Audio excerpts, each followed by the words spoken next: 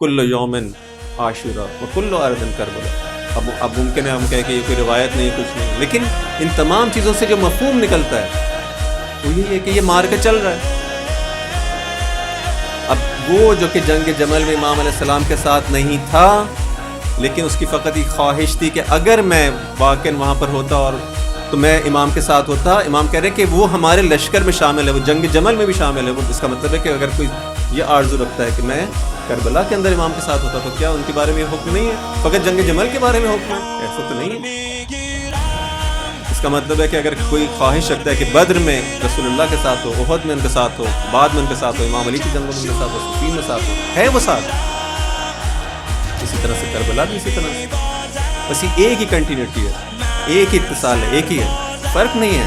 اس مطلب کو اگر ہم سمجھ جائیں کہ ہم کیا ہیں، پھر انسان جو ہے تھوڑا سا ممکن ہے اس کے اندر یہ چیز آئے کہ واقعاً میں تو اس عسکر کے اندر ہوں، میں تو اس لشکر کے اندر ہوں. بس آیا میں وہ سپاہی جو جس کو ایک ذمہ داری دی گئی ہے، پہلے تو میں یہ دیکھوں کہ وہ مجھ سے امام چاہتے کیا ہے، مجھے کیا ذمہ داری دی گئی ہے.